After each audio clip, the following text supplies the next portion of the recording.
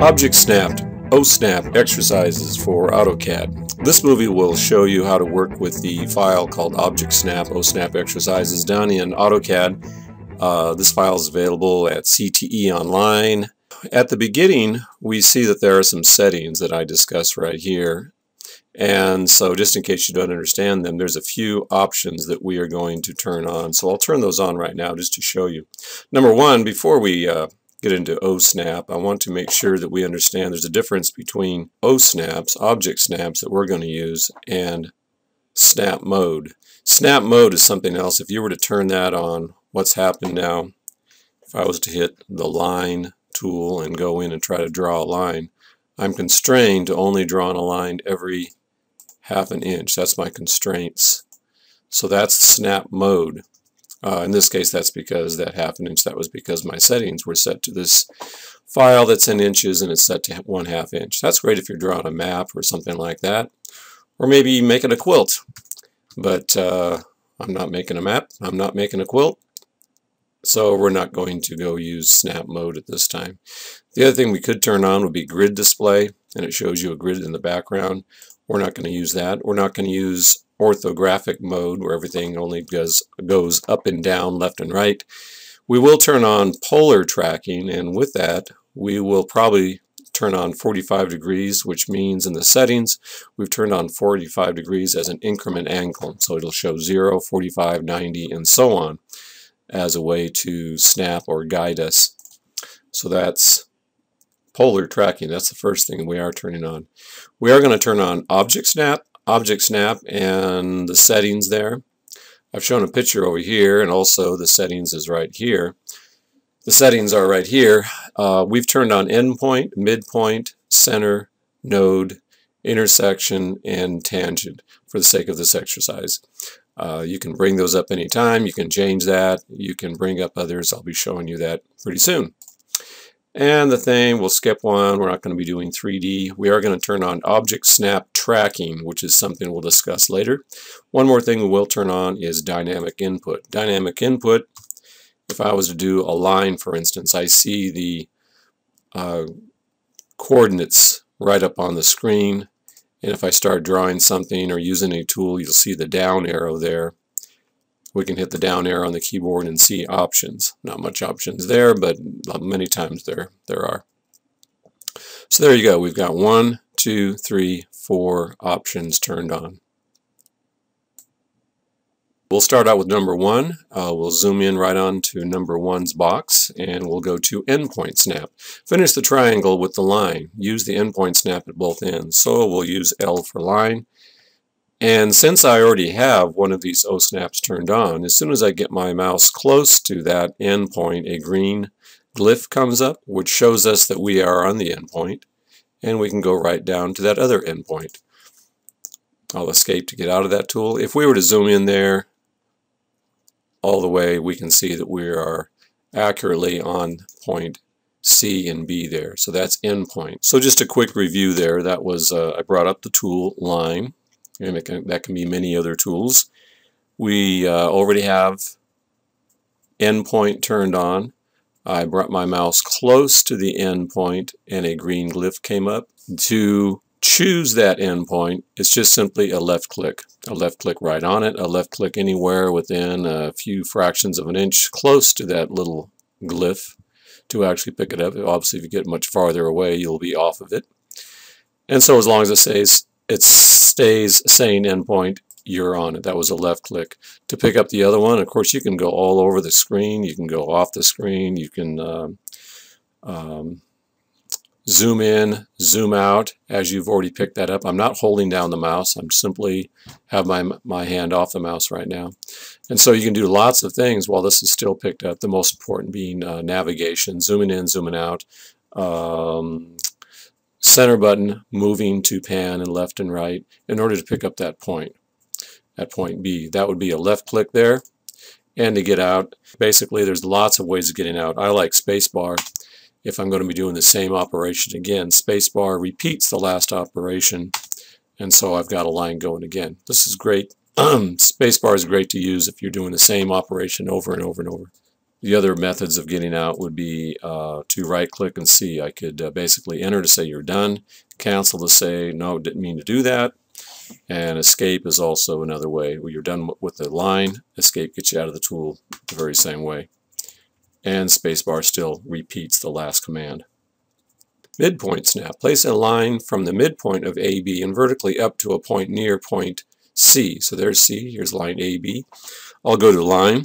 We can use this with many other tools besides line. Polyline, circle, arc, many tools can use these O-snaps, object snaps. So remember, we had a few different things turned on. One of them was endpoint and another one was midpoint. Now it's important that you find out what object snap you're actually using when you go to it. So just because something turns green, don't assume that that's what exactly you want. You might have a line there and you're on the end point of some unknown line and it's not really the midpoint of this. So when you get to somewhere, make sure it says what you expect it to say. For instance, midpoint, before you click to accept it, and we'll just end that at a point up close to point C. Since we have polar tracking on, that's the reason why you see that green line there. It's showing you that you can snap to 0, 45, or 90 degrees. So use that as a way of getting accurate also. Number 3, center snap. This is a real common one. Snapping to the center of a circle there at pretty close to point C. So I'll get a line. The best way to get the center of a circle, and this doesn't make sense at first to many people, is to get on the edge of the circle. It says center right there. You don't really need to move your mouse and go to the center. If you had other objects there, ends of lines, other objects, dimensions, you might accidentally get on the end of that object rather than staying on the center. So just get on the edge of the circle. It says center. You can click safely and know that you do have the center there. And we'll just end this at point B, the end point at point B. Number 4, tangent snap.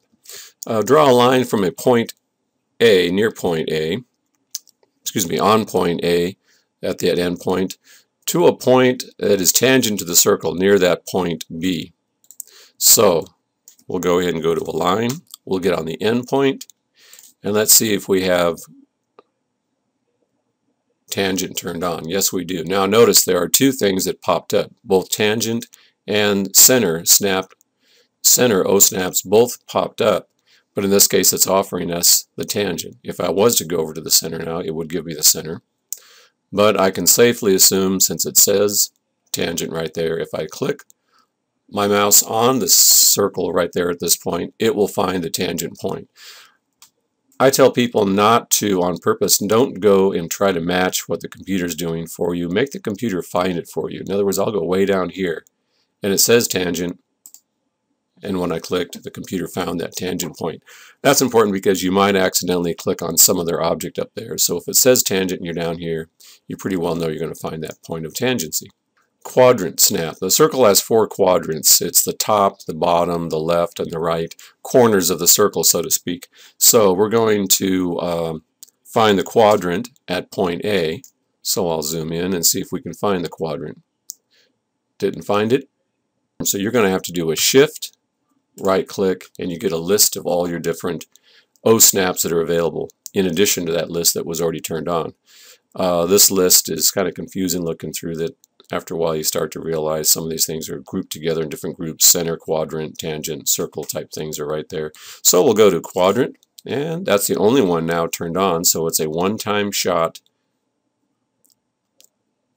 And at this point, since I have to be kind of close to it, you can't just go anywhere on the circle. You've got to make sure you're close enough within reason for the computer to know that you mean to go to the quadrant. Now, it's important to know we don't have quadrant turned on anymore. That was for a one shot. So my other options that were turned on already down there are still on. So endpoint, there it is. Perpendicular snap. This is one that's pretty handy.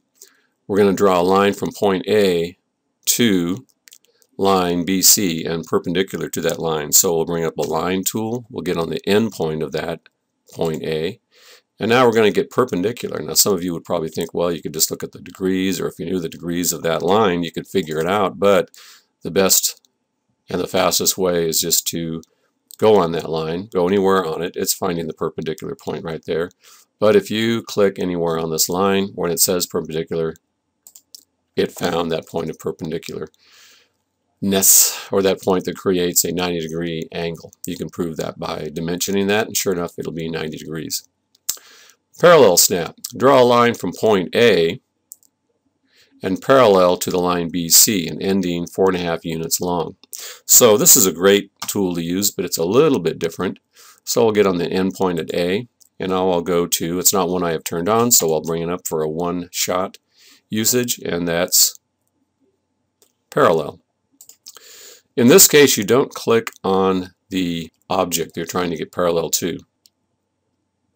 Simply stay there until it says parallel. Do not click, and it's picked up that as your mode. And once I get over there at approximately the actual parallel location, the computer picks it up for me and gives me that lock, that green lock. So now I've got my angles set. It's 31 degrees, or approximately 31 degrees, and so I'm in the length mode right there, and we want it 4.5, so that's 4 if I'm in inches hyphen 1/2 to do fractions, and there you go, escape. And so that's a way to use the parallel snap. Intersection snap does exactly what you would think it would do. If you have it turned on, it'll just automatically find that intersection point. That's really handy if you have a lot of intersecting lines, though, and you don't want to use it. It becomes a real hassle. So there it is, intersection to intersection. That was pretty easy. Apparent intersection. The computer can find the apparent intersection of this line and this line, which is some point at this point right there.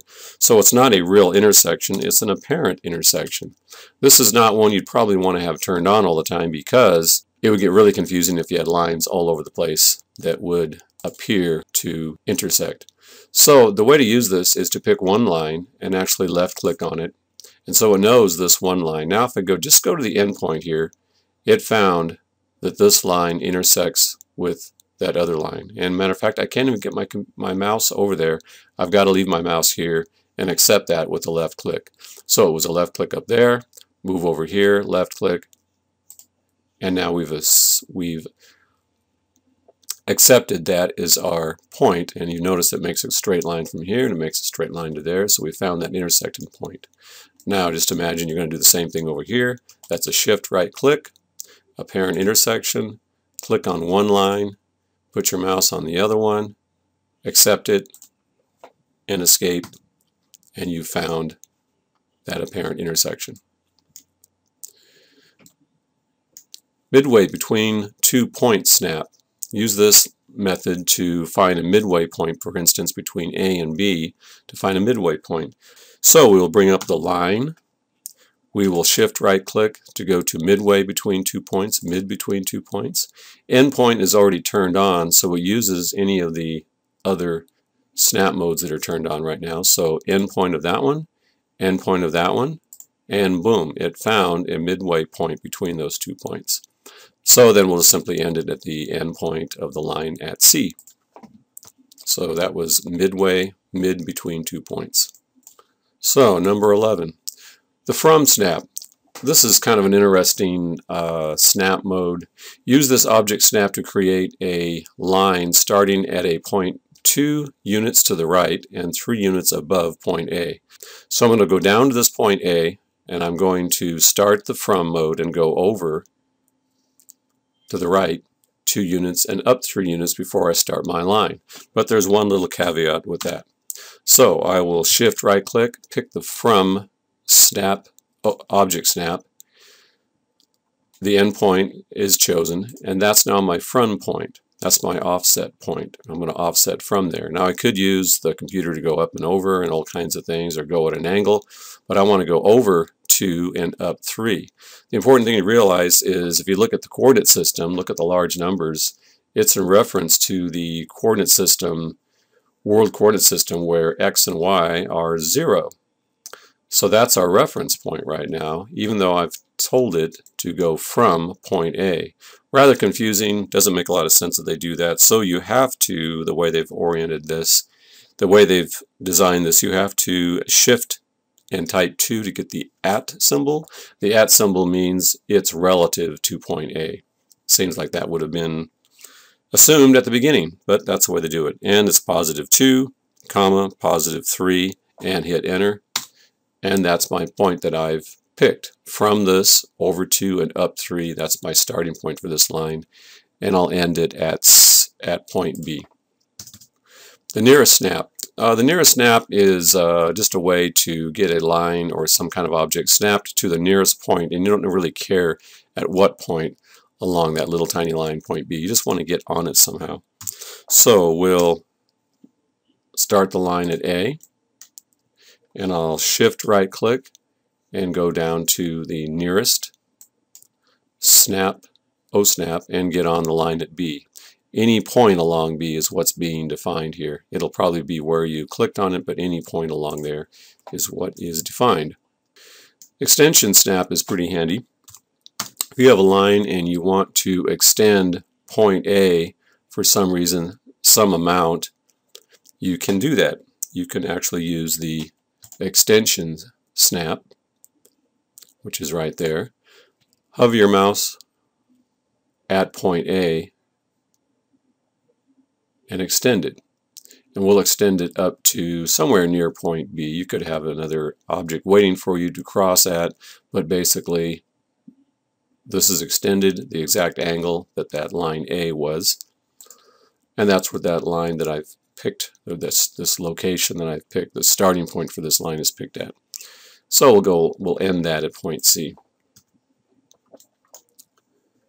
The node snap. The node snap is pretty handy. It allows you to pick points rather than midpoints or endpoints along certain things.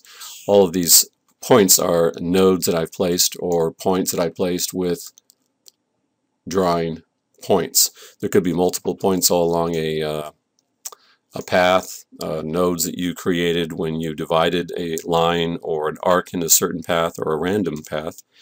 And so I will pick node. I believe node is already turned on. You'd have to turn this on every time. So I've turned it on by default, and so it finds it. There's 1, there's 2. That's the special little node glyph that comes up, a little round circle, and it says node. And so I've gone to each one of those nodes and it's found it, and there you go. So that's node. Pretty handy if you are working with points. The insert snap. This will find the insertion point that a text box or a block has. For instance, I've got a picture of a toilet that was used in an architectural file. It has a insertion point somewhere along the back of it, and there's another insertion point for this text box.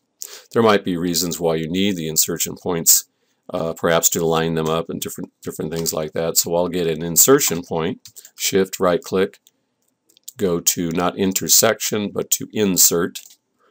Put your mouse anywhere on the block and you find the insertion point. That little double green line is the double green box is the insertion point. And again, since it's not turned on by default, we have to use it a second time. We have to define it a second time. Insert, and I'll just put my mouse anywhere on this text box and I found the insertion point. It's way up there. And there you go. That's the insert snap. The Nun Snap.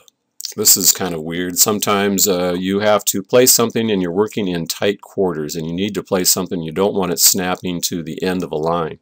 For instance, I'm going to try to put some text here, T for text, make myself a little text box just off to the side, and I'm going to type in something like Taco Tuesday, because that's today, Taco Tuesday. We'll click off to the side. Now, I could have tried to pick that right there, but I'm just going to go ahead and grab that handle for that text location. I'm going to try to place it right there where I want it, and notice it gets the endpoints. Especially when I'm zoomed out like this, I can only get endpoints, midpoints. I can't get exactly where I want, even if I try to get in there zoomed out. You're a little bit zoomed in. So the whole idea here is how could you place that if you were zoomed out? Especially really important if you're in tight quarters. You got lots of detail in your drawing. Then, don't despair, just simply shift right click and pick none. Basically, it's just turning off O-snap temporarily. Now you can get in there and place that anywhere you want to, hopefully. And I placed it pretty accurately. Not that great, but you get the idea. Object snap tracking. This is not an object snap, but it's a way that you can use object snaps, and it's right down there. Object snap tracking is right down there. It's turned on. We haven't really been using it yet. I'm going to use this to start a line at the exact middle of this green box. And so I'm going to place my mouse on the midpoint and just hover the midpoint. And notice that stays green. That's one of my points that is chosen, and I'll go up there and pick another one up here. I'm not picking, I'm just hovering. And I've acquired that midpoint. This is the tracking that I've got going on right now. And notice when I get to a point where both of these come together orthogonally, it picks a midpoint for both of those lines. And so if I stay anywhere within around 1/8 of an inch or so on the screen, I can pick that point. So this line now has been chosen to start at an exact middle of this green box. Pretty handy when you don't want to have to make a bunch of crosshairs lines or construction lines to get the middle of something. Now there's something to realize when you're using this object snap tracking is that you can stay at objects too many times. For instance, I'll go over there and pick that as one of my tracking points. I'll go up here and pick this up, that midpoint. If you were to come back over here and think, let's see, did I pick that up? Oh yeah, now it says midpoint. You've just lost that as a tracking point. This is still a tracking point. That one isn't. You pick it up, just hover, or you say, I don't want to use it, just by hovering again. Speaking of something that's pretty handy, temporary track point. This is an object snap that uses similar things to the object snap tracking, but you can actually pick temporary track points and define them on the fly. Use this object snap to make temporary points from which you can use polar tracking to determine another point. For instance, let's say you have this pipe sticking out of this box, and I've just drawn a 45-degree angle line similar to what you would use with board drafting in order to bounce a line over to the other side.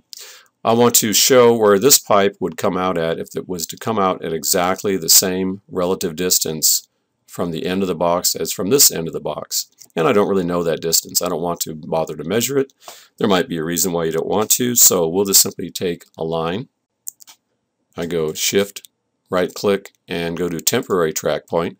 Now in this case, I'm not going to click on A. I'm just simply going to use that as a way of tracking from A, and as it comes down straight using object snap tracking, I'm going to come down to this point. This is my temporary track point. I am going to click there, a left click, and I can use this now to track up or down or left or right from it. So I've just picked that up, so to speak, and I'll go ahead and start drawing at this point. Draw something about 1/2 inch long, and do the same thing. Now remember, it's not using that unless you, again, tell it to use the temporary track point. So I'll go to B, stay there long enough for it to say endpoint, come on down, pick this up as a temporary track point, so that means I do have to select it with the left click, go over here, now start drawing my pipe at this point, and click and end with escape. So that's the temporary track point. So that's it. Object snap, OSnap exercises. I've given you this file. I hope you can find that file or make something, adapt something similar for your own CAD experience. The object snaps are used in many ways, and this has just really scratched the surface. Really, there's a million ways of using object snaps to apply them in different situations, and so this is just really just scratch the surface. Well, I hope you've enjoyed that and have at it with that exercise, and apply that as you learn.